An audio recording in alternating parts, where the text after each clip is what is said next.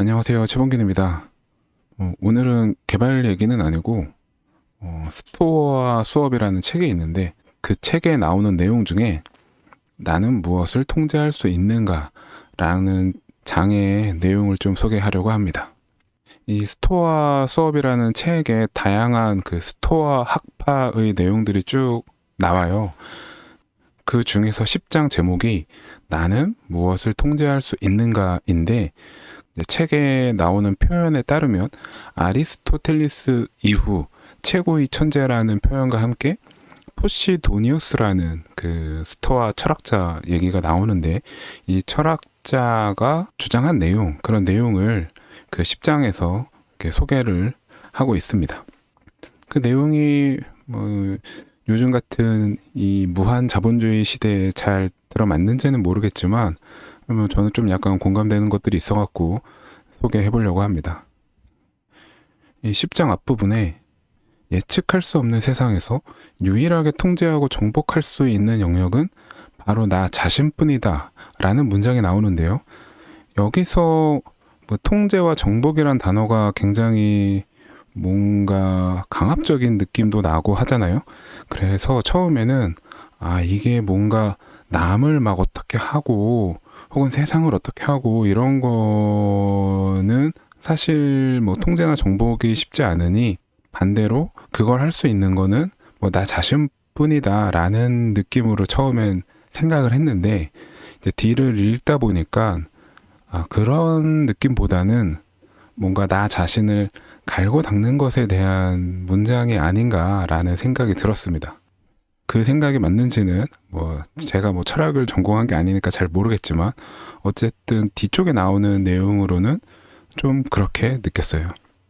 그 10장의 주인공 포시도니우스라는 이 철학자가 관찰한 바에 따르면 어떤 야망이나 뭔가 욕심 이런 것들이 그렇게 좋게 보이지 않았나 봐요. 물론 이제 스토아 철학 책에 보면은 전반적으로 좀 그렇긴 합니다.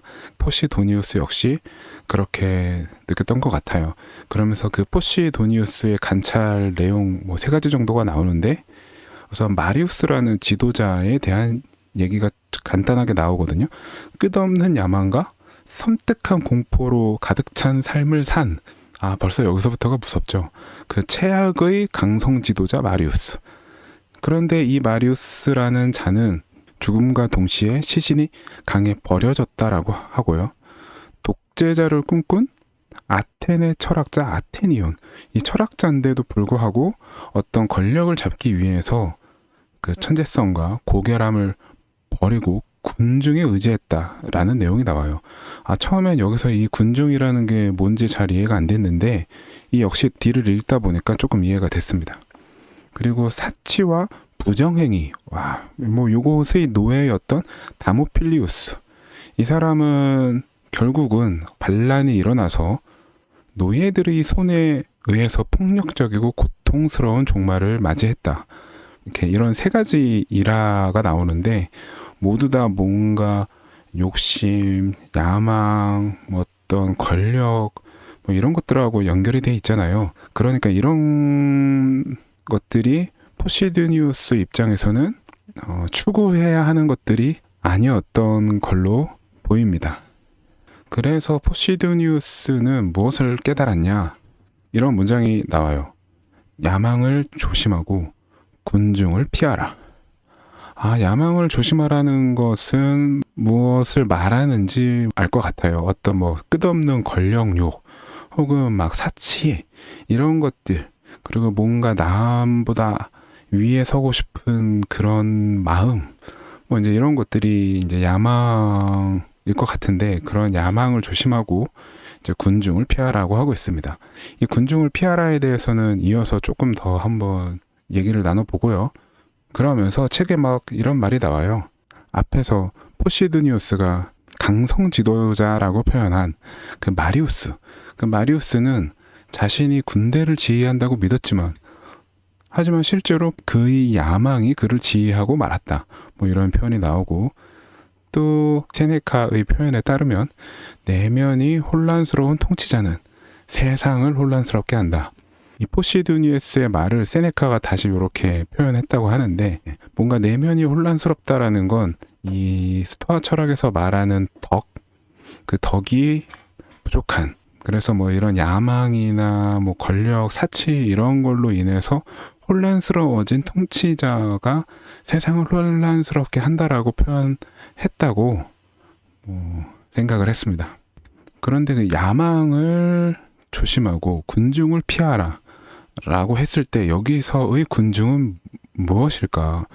여기서 말하는 군중은 무엇일까를 좀 뭐 이렇게 저렇게 자료도 찾아보고 좀 고민도 해봤는데, 아마도 이런 게 아닐까 싶어요. 우선 뭐 대중의 인정을 받기 위한 그런 마음, 혹은 명성을 얻기 위한 그런 마음, 이런 것들을 피하라 라고 한 것 같고, 또 어떤 군중의 집단적인 욕망, 그 욕망을 내가 같이 뭐 추종하는 것, 혹은 그 욕망에 의해서 내가 흔들리는 것, 뭐 이런 것도 피하라라고 한 것 같고, 또한 연장선 뭐 비슷한 느낌으로 사회적인 어떤 압력이 들어왔을 때 그 압력에 역시 굴하지 말고 어떤 자신이 옳다고 믿는 것을 하라는 그런 말이 아닐까라는 생각을 해봤습니다. 제가 전공자가 아닌지라 저 군중을 피하라가 정확하게 어떤 의미인지는 모르겠지만 뭐 요 정도를 뜻하는 게 아닐까라고 일단 유추를 해봤고요. 그러면서 최고의 삶을 살아라 라는 말을 또 하고 있는데, 뭐 최고가 되고 또 다른 사람보다 뛰어나야 한다 라고 해요. 그러면 여기서 말하는 최고와 다른 사람보다 뛰어나야 한다는 게 무엇일까?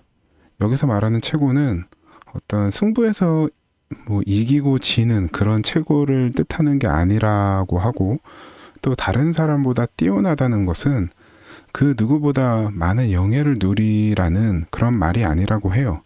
여기서의 최고는 어떤 그 외부적인 성취, 누구를 이기고 뭐 누구보다 많은 영광을 누리고 이런 어떤 외부적인 성취가 아니라 덕의 측면에서 최고를 말한다고 하고요.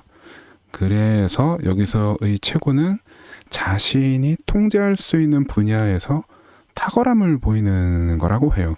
그러면서 포시도니우스는 이성과 비이성이라는 걸 이제 말하는데, 여기서 이성은 어떤 지혜 혹은 선을 추구하는 것을 말하고, 비이성은 권력 혹은 어떤 영광, 쾌락을 추구하는 것을 말해요.